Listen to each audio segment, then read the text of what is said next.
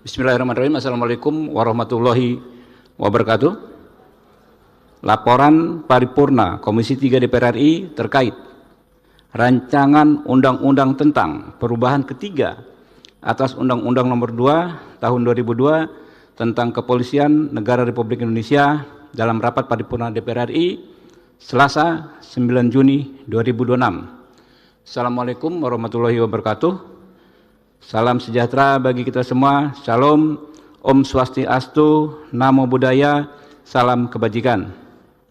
Yang kami hormati Ketua dan Wakil Ketua DPR RI, yang kami hormati rekan-rekan anggota DPR RI, yang kami hormati Menteri Sekretaris Negara DPR RI, Menteri Sekretaris Negara Pak Prasetyo Hadi, ini Pak ini nih, siapa namanya? Murdiono yang disempurnakan ini. Yang kami hormati Menteri Hukum Republik Indonesia, Menteri Keuangan Republik Indonesia, yang kami hormati Pak Kapolri Listio Sigit Prabowo. Jarang-jarang beliau hadir di sini. Salah satu Kapolri terbaik sepanjang masa. Kita kasih tepuk tangan. Serta hadirin yang kami muliakan. Puji syukur kehadirat Allah Subhanahu wa taala atas perkenannya kita bisa hadir di acara hari ini, ya. Ada laporan tertulis sudah disiapkan dan nanti akan di-upload di website DPR RI. Saya mohon dianggap dibacakan. Saya hanya akan menjelaskan sedikit pakai PowerPoint supaya teman-teman rekan-rekan juga bisa menjelaskan soal RUU Polri ini kepada konstituen masing-masing di daerah pemilihan. Bisa disetujui ya teman-teman ya. Ya, teman-teman ya.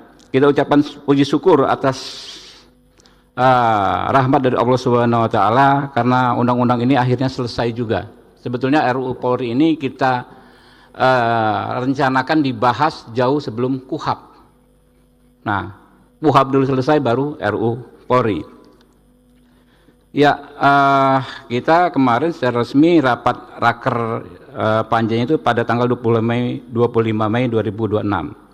Nah teman-teman, dalam konteks meaningful participation ini pasti akan banyak ditanyakan oleh teman-teman di daerah pemilihan oleh konstituen ya.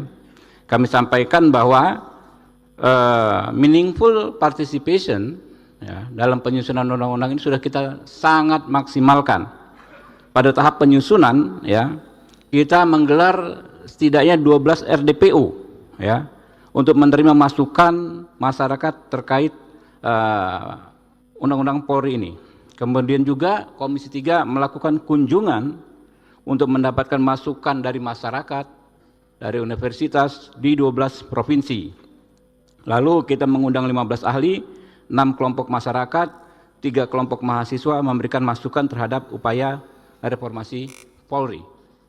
Kemudian juga saat pembahasan, teman-teman, setelah tanggal 25 Mei kemarin pembahasan, kita melakukan 12 RDPU ya, dilaksanakan untuk menerima masukan dari masyarakat, 6 pakar ilmu hukum, 2 pakar ilmu kesehatan masyarakat, 3 kelompok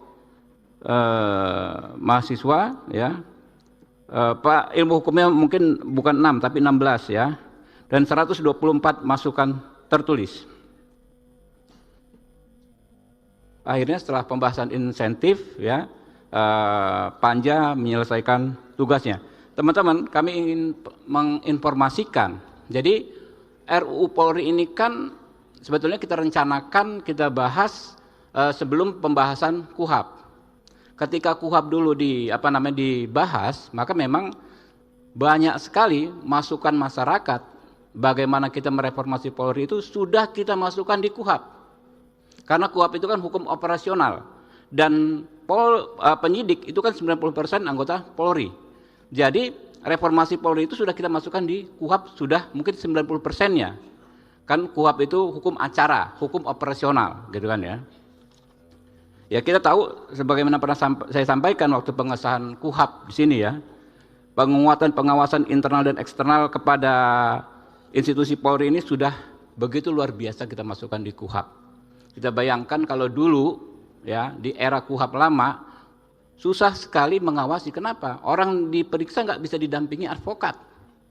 Dengan KUHAP baru sejak saat sebelum ya berstatus sebagai saksi bisa didampingi advokat 24 jam. Ya.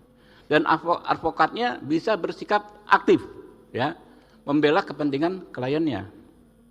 Kalau dulu di KUHP yang lama cuma boleh duduk dengar diam catat, ya bagaimana mau mengawasi kinerja penyidik atau anggota Polri, ya. Kemudian di KUHP yang baru ada CCTV, diwajibkan ada CCTV, ada kamera pengawas dalam setiap aktivitas pemeriksaan. Kalau di KUHP yang lama nggak ada, baru-baru ada CCTV. Makanya kan sering ada kejadian injak kaki, ya, dan lain sebagainya. Sekarang ada CCTV, ada kamera pengawas yang bisa diakses oleh advokat dan yang mewakili masyarakat.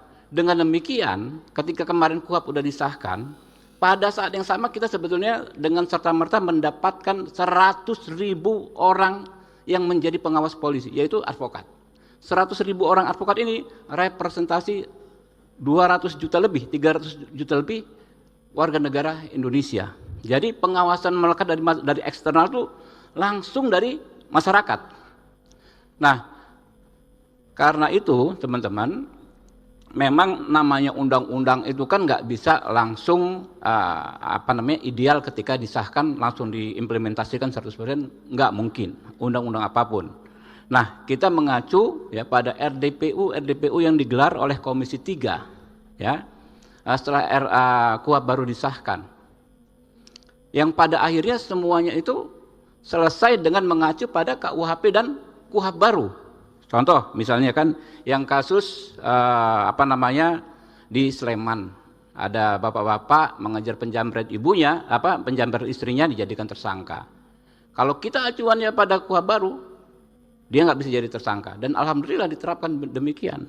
Begitu juga kasus guru honorer yang dijadikan tersangka di Karo, Tanah Karo, Sumatera Utara. Bukan guru honorer, videografer Amsal Sitepu. Demikian juga dengan mengacu KUHP dan KUHP baru, maka bisa mengontrol penyidik. Begitu juga kasus guru honorer di Muaro Jambi yang dijadikan tersangka hanya karena mencukur muridnya rambut, ya. Dengan mengacu pada KUHP dan KUHP baru, maka penyidik bisa diawasi, anggota Polri bisa diawasi, sehingga tidak terjadi abuse of power. Banyak